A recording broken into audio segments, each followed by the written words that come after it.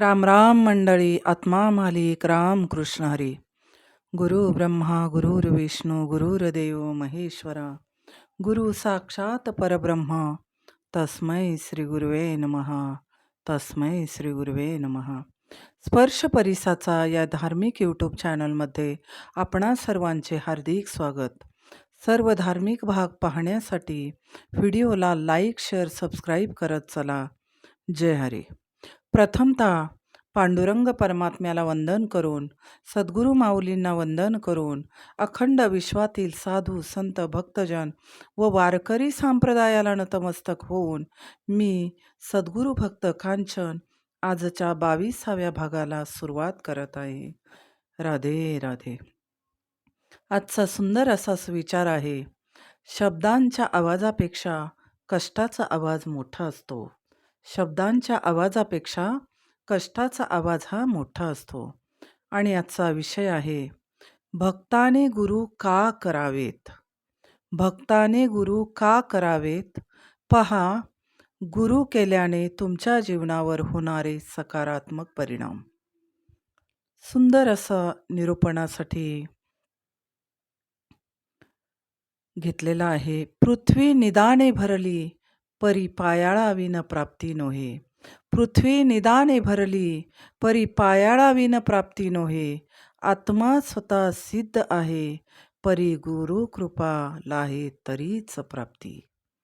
आपल्याला समजेल अशा शब्दांमध्ये, अशा माहितीमध्ये अतिशय सुंदर हा विषय आहे.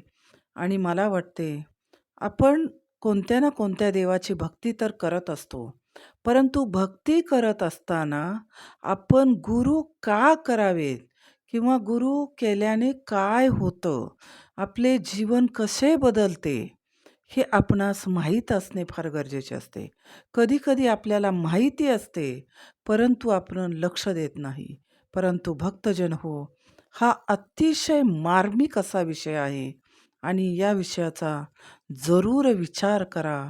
आणि मग पहा, तुमच्याही जीवनात कसे सकारात्मक बदल होतील, आनंदी आनंद निर्माण होईल आणि ईश्वराला भेटण्याची आपणा जी ओढ लागलेली असते, तो भेटण्याचा योग सुद्धा येऊ शकतो, हे लक्षात घ्या. पृथ्वी निधाने भरली आहे, परी पायाळाविन प्राप्ती नोहे.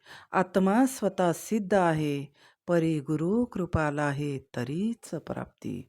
याचा अर्थ असा आहे भक्तजन हो, गुरुदेव हे भक्त आणि देव यांना जोडणारा एक प्रचंड ज्ञान भक्ती शक्ती शुद्ध भाव असणारा दिव्यमय असा दुआ आहे. श्री गुरुदेव हे शिष्याला देवाकडे जाण्याचा मार्ग सांगून शिष्याला उत्तम मार्गदर्शनाद्वारे एक परिपूर्ण भक्त बनवितात. परंतु भक्ताला संत सेवा, संत महती आणि देवाला भेटण्याची इच्छा सुद्धा मनापासून असणे गरजेचे आहे. गुरु का करावेत, असा आपल्याला अनेकदा प्रश्न पडतो. नाही गुरु केले तर का देव भेटणार नाही का? आणि गुरु केल्यानेच देव का भेटेल? तर पहा, तैसे हरपले आपण पे पावे, तै संता ते पाहता गिवसावे. म्हणून वानावे ऐकावे तेच सदा. गुरुदेव हे भगवंताचे प्रतिरूप असते, चालते बोलते परब्रह्मच असते. म्हणून अशा गुरुमाऊलींना, भक्ताने, अशा आत्मज्ञानी संतांना शरण जाऊन आत्मज्ञान प्राप्त करून घेणे हे प्रत्येक मनुष्याचे प्रमुख ध्येय असावे. कारण गुरुमार्गाने जाणाऱ्या भक्ताचे जीवन हे दिव्य बनते. विज्ञान केवळ मनुष्याला आजारातून बरे करण्याचा, मुक्त करण्याचा प्रयत्न करते, परंतु गुरुदेव हे भक्ताचे जीवन असे दिव्यमय बनवतात की अनेक युगे भक्त हा गुरुभक्तीने सुद्धा अजरामर होऊ शकतो.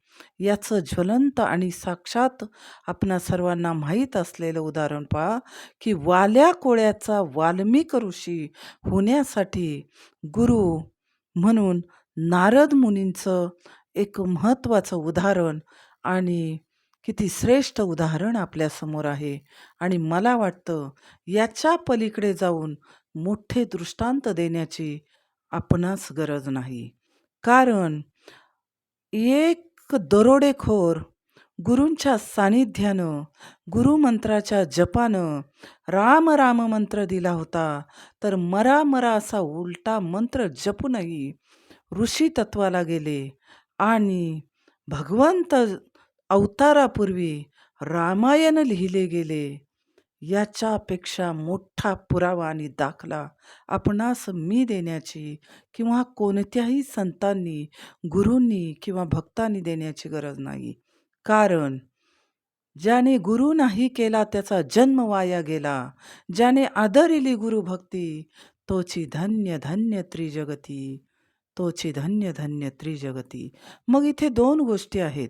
गुरु करताना जर भक्ताकडून चूक झाली किंवा गुरु करताना जर गुरु पारखून घेता आला नाही किंवा गुरूंना भक्त स्वीकारताना जर गुरूंकडून काही अज्ञानाने एखादा असा शिष्य अंगीकारला गेला की त्या शिष्यामुळे गुरूंना सुद्धा दुःख होते पुढे किंवा गुरूंनी अनेक दिलेल्या चांगल्या ज्ञानाचा दुरुपयोग केला जातो. म्हणून मराठीत आपल्याकडे एक म्हण आहे, मरका गुरु आणि रडका चेला. मरका गुरु आणि रडका चेला काहीही कामाचा नाही. जय हरी. गुरु मार्गाने जात असताना दिव्यमय जीवन बनविण्यासाठी, घडविण्यासाठी गुरूंचीच गरज असते. उदाहरण पहा, चांगदेव महाराज हे 1400 वर्ष जगले व ज्ञान्यांचे राजे श्रेष्ठ संत ज्ञानेश्वर माऊली यांचा जीवन कार्यकाल फक्त 21 वर्षाचा होता. परंतु गुरुकृपेने, गुरु सानिध्यातील तत्वाने, आत्मज्ञान प्राप्तीने आणि स्वतःच एक दिव्यत्वाला प्राप्त असलेले भक्त म्हणून गुरूंच्या प्राप्तीने जीवन कसे युगानुयुगे हे भव्य दिव्य आणि अखंड वारकऱ्यांचे श्रद्धास्थान बनून गेले आणि चंद्र सूर्य तारे असेपर्यंत प्रत्येक भक्ताच्या हृदयात विराजमान आजही माऊली आहेत. ज्ञानोबारायांना कोटी कोटी प्रणाम. म्हणून भक्तजन हो, वरील हे सत्य लक्षात घेऊन गुरु का करावे याचे आपण आत्मपरीक्षण करणे गरजेचे आहे. गुरु ब्रह्मा गुरु विष्णू गुरुर्देव महेश्वरा गुरु साक्षात परब्रह्म तस्मै श्री गुरुवे नमः. आपल्या भारतीय संस्कृतीत गुरु शिष्य परंपरा अतिशय मनापासून जतन केलेली आहे. गुरु म्हणजे भक्ताला ज्ञानाने, भक्तीने, मार्गदर्शनाने प्रज्वलित करून मार्ग दाखवतात. म्हणूनच देव आणि गुरु यात भेदाभेद नाही. गुरुदेव म्हणजे मनुष्य रूपातील भगवंतच आहेत. पण हे कळण्यासाठी भक्ताचीही तेवढी पात्रता मात्र असणे गरजेचे आहे बरं. कारण सद्वस्तू दावी तो मज सद्गुरू. सद्वस्तू दाखवी तो मज सद्गुरू. सत्य म्हणजे कधीही जे नाश न पावणारे, त्यांच्या प्राप्तीनंतर अन्य काही मिळवण्याची इच्छाच न ठेवणारा असे ते श्रेष्ठ तत्वाचे गुरुदेव होय. असे श्रेष्ठ गुरुतत्व जर भक्ताला पूर्व पुण्याईने का होईना लाभले तर जीवनात पुढे अजून काही मिळवणेच शिल्लक राहत नाही. गुरुदेव आणि भक्ताचे नाते हे अतूट भक्तीच्या शुद्ध भावाच्या धाग्याने गुंफलेले असते. जीवनात साधना, आराधना आणि शुद्ध भावाचा परमार्थ सुद्धा गुरूंमुळेच भक्ताला प्राप्त होतो, गुरूंशिवाय प्राप्त होत नाही. मग नेमके गुरुदेव म्हणजे काय? तर गुरुदेव म्हणजे जे जीवाला अथवा शिष्यांना परमार्थ मार्गास लावतात, शुद्ध अध्यात्माची ज्ञान प्राप्ती करून देतात. अध्यात्म म्हणजे काय? अध्याय आणि अभ्यास. कशाचा अभ्यास? आत्म्याचा अभ्यास, भक्तीच्या ज्ञानाचा, वैराग्याचा अभ्यास असा उपदेश करून देवाकडे चित्त, मन, हृदय शिष्याचं आकर्षित करतात ते गुरु, त्यांनाच गुरुदेव म्हणतात. गुरु आणि शिष्य ही परंपरा आपल्याकडे आजपासून नाही तर पूर्वीपासून आहे. अतिशय श्रेष्ठ परंपरा ही भारतामध्ये जतन केलेली आहे आणि संपूर्ण विश्वाने ही अंगीकारलेली आहे. म्हणूनच शैक्षणिक आणि आध्यात्मिक क्षेत्रातही किंवा अनंत क्षेत्रातही गुरु हे सन्माननीयच आहेत.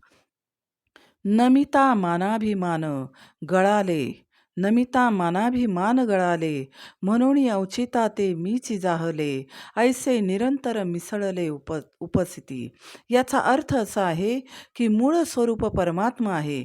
मग या विश्वव्यापक परमात्म शक्तीला सर्व चराचरात अनुभवून त्यास शरण गेले पाहिजे, नमन केले पाहिजे. तरच आपण आपला अहंकार मीपणा गळून पडतो, आपणही जीवन उद्धारास पात्र ठरतो. म्हणून या सर्व गोष्टींच्या प्राप्तीसाठी भक्ताने प्रथम गुरु करणे आवश्यक आहे, तरच जीवन उद्धाराचा लाभ होऊ शकतो.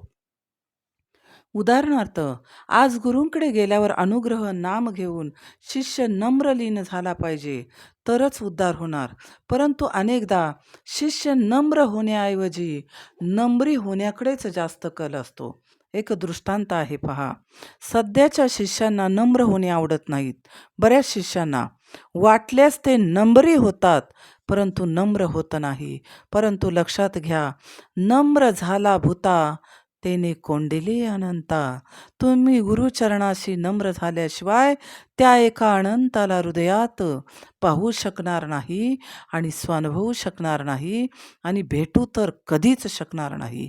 म्हणून लक्षात घ्या, नम्र होणे शक्य करा आणि नम्री होणे हे काढून टाका मनातून. एकदा एका आश्रममध्ये एक शिष्य गुरूंपुढे नम्रीच वागत होता, ताहट वागत होता, झुकत नव्हता, लीन होत नव्हता आणि कुठलाही गोष्ट त्याला सांगितली तर तो करत नव्हता. मग गुरूंनी असं लक्षात घेतलं, गुरूंनी असं मनावर घेतलं की याला आत्ता जर सरळ केला नाही, आत्ता जर काही ज्ञान देण्याचा प्रयत्न केला नाही, तर अरे याचं आयुष्य खराब होऊ शकतं. म्हणून गुरूंनी एक दिवस त्याला एक काम दिले. ते काम असे की त्या गुरूंनी त्या शिष्याला एक वाघाचे, एक हरणाचे आणि एक मनुष्याचे मुंडके दिले. काय दिले? मुंडके दिले. आणि हे घेऊन बाजारात विकण्यासाठी पाठवले. वाघाची व हरणाचे मुंडके भिंतीवर लटकण्यासाठी चांगल्या किमतीला विकले गेले आणि लगेच गिऱ्हाईक लागले आणि ते गिऱ्हाईक हे वाघाचे आणि हरणाचे मुंडके घेऊन घरीसुद्धा निघून गेले. परंतु बाजारामध्ये हे माणसाचे मुंडके या शिष्याने हातात धरलेले बघितले की लोक सैरावैरा पळू लागले, घाबरले आणि लहान मुले रडू लागली, मोठी माणसे सुद्धा घाबरू लागली आणि म्हणाले, हे मुंडके आम्हाला फुकटसुद्धा नको बाबा, कुठून आणले तिथून घेऊन जा आणि आधी बाजार सोड, बाजारातली जागा सोड, आधी बाजारातून निघून जा, कारण भिंतीवर लटकावे तर विनाकारण आमच्यावर खुनाचा आरोप यायचा आणि आम्ही ते घरी घेऊन गेलो तर रात्रंदिवस आम्हाला झोपसुद्धा येणार नाही. हे बाबा, हे जिथून आणले तिथे घेऊन जा. नंतर तो शिष्य कंटाळला आणि ते माणसाचे मुंडके घेऊन तो आश्रममध्ये परतला व त्याने हा सर्व वृत्तांत आपल्या गुरूस सांगितला. मग त्यावर गुरूंनी त्यास काय उपदेश केला? भक्तजनो, इथे लक्ष द्या आणि तुम्ही लक्षात घ्या. मग गुरु म्हणाले, अरे शिष्या, हे माणसाच्या मुंडक्यास कोणीच रे विकत घेतले नाही. याच का बरं घेतले नाही? याला कवडीभर सुद्धा किंमत आली नाही. मग तुझे हे कवडीभर किंमत नसलेले मुंडके जरा गुरुपुढे झुकव की, जरा गुरूंच्या चरणी लीन हो की. म्हणूनच मी म्हणालो, माणसे नम्री होतात परंतु नम्र होत नाही.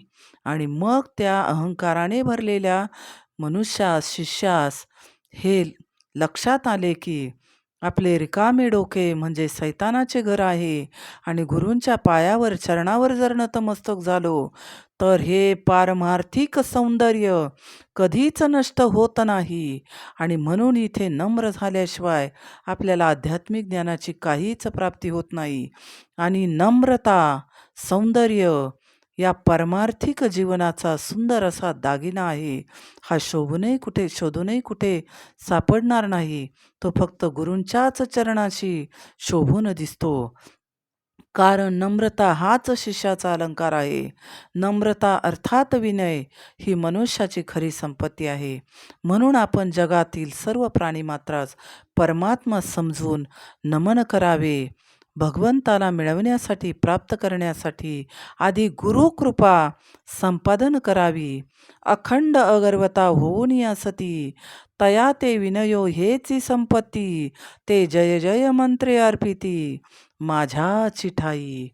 इतका सुंदर दृष्टांत मी आपणास सांगितला आहे. आणि आपण काय घ्यायचे ते पहा. पहा, आपला समज आहे की समजा आपण जास्त शिक्षण घेतले आहे, मग शिक्षणानेच सर्व सुख, समाधान, शांती, पैसा, प्रतिष्ठा, प्रॉपर्टी मिळते. पण कधीतरी इतके सगळे असूनही काहीतरी राहिले बाबा आपले. आपण विसरतोय जीवनात ही गोष्ट मिळवण्याची. याची जाणीव होते. आणि ही जाणीव केव्हा होते? कधीतरी आपल्याला श्रेष्ठ भक्त भेटतात, श्रेष्ठ संत भेटतात. त्याच वेळेस आपल्याला ही जाणीव होते. म्हणजेच ते ज्ञान होते. ते ज्ञान पैगाबरवे जरी मणी अथी अनावे, तरी संताया भजावे सर्वस्वेसी. मग असे सज्ञान होण्यास किंवा एखादी व्यक्ती कमी शिक्षण आहे, मग परमार्थ समजत नाही. एखादी व्यक्ती जास्त शिकलेली आहे, मग जास्त परमार्थ समजतो. या गोष्टी इथे गौण आहेत. इथे डिग्र्या महत्त्वाच्या नाही, तर इथे भक्ती इम्पॉर्टंट आहे. ते कसे आहे, महत्त्वाचे आहे ते पहा. जर आपण रेल्वे आणि बसने, एस टीने प्रवास करतोय, तर चेकर तिकीट तपासतो म्हणून तिकीट काढून उपयोग नाही. तर आपल्याला प्रवास करायचा आहे म्हणून तिकीट काढले पाहिजे. आणि तिकीट न काढता जर प्रवास केला आणि चेकरने आपल्याला पकडले, तर मग मात्र दंड हा ठरलेलाच आहे. तसेच जीवन जगत असताना संसारात राहूनही, संसारातला आनंद भोगतानाही गुरु केलेच पाहिजे. मग इथे शिक्षण, पैसा, संपत्ती गरजेची नाही किंवा या गोष्टी इथे मॅटर करत नाहीत. जर गुरु न करता जीवन जगलो, तर देवाची भेट होऊ शकत नाही. कारण देवाला भेटण्याचा योग योग किंवा ज्ञान हे गुरूंशिवाय प्राप्त होऊ शकत नाही. कारण भक्त आणि देव यांना जोडणारा दुवा म्हणजे सद्गुरू होय, गुरुदेव होय, श्रेष्ठ संतच होय. तात्पर्य जसे चेकर तिकीट तपासतो, तसेच कर्म हे व्यक्ती देवाचा भक्त हा गुरूंची भक्ती शुद्ध पारमार्थिक आहे की नाही, हे या गोष्टीसुद्धा आपले कर्म, आपण जीवनात काय केले, संत सेवा केली की नाही, या गोष्टी तपासणारच. कर्म तपासते. आपला हिशोब या जन्माच्या अंती होणारच. भक्तजन हो हे कधीही विसरू नका. कारण मनुष्य जीवनात संत विचार नसेल, तर अशा व्यक्ती अनेकदा कुटुंबाला, समाजाला आणि स्वतःच्या जीवनासाठी सुद्धा घातक ठरतात, हे लक्षात घ्या. आज बदलत्या काळानुसार विचारधारा बदलत आहे. अध्यात्म, संस्कृती आणि संस्काराच्या प्रवाहात प्रत्येकाला आनंद, सुख हे पाहिजेच. परंतु हे जीवन जगण्यासाठी आज आपल्याला उच्च कोटीच्या सद्गुरूंची, आध्यात्मिक गुरूंची फार मोठी गरज आहे. उदाहरणार्थ, अर्जुनाने श्रीकृष्णांना जेव्हा मी तुमचा शिष्य आहे, तुम्हाला शरण आलेलो आहे, मला उपदेश करा, अशी विनंती केली, विनवणी केली, तेव्हाच श्रीमद भगवतारूपी ज्ञानामृत साकार झाले आणि अर्जुनाचा उद्धार झाला. तद्वतच गुरूंशिवाय जीवनात सत्य ज्ञानाचा अनुभव येऊ शकत नाही. अध्यात्म मार्गामध्ये गुरु हे भक्ताचे, शिष्याचे अज्ञान नष्ट करून सत्य ज्ञानाचा, समाधानाचा आणि शांतीची प्राप्ती करून देणारे गुरुदेव हे आपणास गरजेचे आहेत. परंतु याच्याही पलीकडे जाऊन गुरु शिष्याला आत्मज्ञानही करून देतात.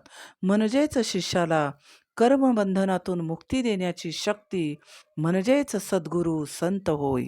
शिष्याला स्वस्वरूपाच्या परमानंदात लय करणारी शक्ती म्हणजेच गुरुदेव होय. अज्ञानं तिमिरान्धस्य ज्ञानाञ्जनशलाकया चक्षुरुन्मीलितं येन तस्मै श्रीगुरुवे नमः. तर अज्ञानरूपी अंधकाराचा कायमस्वरूपी नाश करणारी अंतर्ज्योती अनुभवायची असेल, तर त्यासाठी आज्ञाचक्र जागृत होणे गरजेचे आहे. आणि या आज्ञाचक्राला सिद्ध करण्याचा एकमेव मार्ग म्हणजे गुरूंची प्राप्ती होय. नंतर गुरूंना शरण जाऊन नतमस्तक होणे, त्यांच्या आज्ञेत राहून भक्ती मार्गात ध्यान, चिंतन, मनन करून आपल्या स्वतःला, स्वस्वरूपाला प्राप्त करत राहणे आवश्यक आहे. गुरूंच्या श्रेष्ठ मार्गदर्शनामुळे प्रत्येक मनुष्य ईश्वरी तत्वात विलीन होऊ शकतो. गुरूंना परमात्म्याच परमतत्व मानले की मग अनेक शक्तीचीही प्राप्ती भक्तास होते. गुरु के चरण की रज लेके दो नैनन के बीच अंजन किया, तिमिर मेटी उजियार हुआ, निरंकार पिया को देख लिया. असे अनेक श्रेष्ठ संतांनी आपल्याला समजावून सांगितले आहे. आयुर्वेदात सांगितलेले आहे की ज्योतीने प्रकाश दिल्यावर जे राहिलेल्या काजळीवर प्रक्रिया आणि संस्कार करून अंजन बनवले जाते, त्याचा फायदा डोळ्यांसाठी चांगला होत असतो. मात्र तृतीय नेत्रासाठी वापरण्याचे काजळ म्हणजे गुरुचरणरज होय. गुरूंच्या चरणी लीन झाल्याशिवाय, गुरूंशिवाय ज्ञानप्राप्ती होऊ शकत नाही, सज्ञान जीवन होऊ शकत नाही, जीवनात पारमार्थिक आनंद मिळू शकत नाही, आध्यात्मिक शक्ती मिळू शकत नाहीत आणि आपल्याला चिरंतन ज्ञानाची आणि आत्मशक्तीची, आत्मशांतीची सुद्धा प्रचिती येऊ शकत नाही. म्हणून गुरु करणे आवश्यक आहे. पूर्ण आयुष्य गुरु हे शिष्य घडविण्यासाठी आणि मानवाच्या कल्याणासाठी झगडत असतात. म्हणूनच सद्गुरूंना अनन्यसाधारण असे महत्त्व आहे. परंतु आज प्रत्येक गोष्ट मिळवण्यासाठी जणू काही स्पर्धाच लागली आहे. मर्यादेपर्यंतचे सुख किंवा सुखाची प्राप्ती ही भौतिकता मिळवून देते. मग उत्कर्ष आणि खरी मानसिक सुख, शांती, समाधान, जीवनाचा उद्धार, जीवनाला योग्य दिशा फक्त भक्तजन हो. आपल्याला भौतिक सुविधा नाही तर सद्गुरूच प्राप्त करून देऊ शकतात. म्हणून भक्तजन हो, दुर्लभ अशा मानवी जन्मात सुखी समाधानी होण्यासाठी पारमार्थिक गुरूंची प्राप्ती होणे आवश्यक आहे.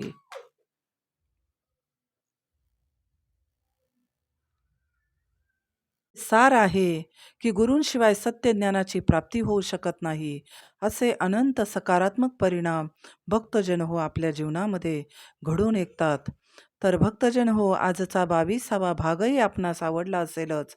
म्हणून प्रत्येक भक्ताने मला प्रेरणा म्हणून स्पर्श परिसाचा या धार्मिक, संतमय व शिवमय यूट्यूब चॅनलला लाईक, शेअर, सबस्क्राईब करून या भक्तिशक्तीच्या महायज्ञाचे एक भाग व्हावे यासाठी सदिच्छा.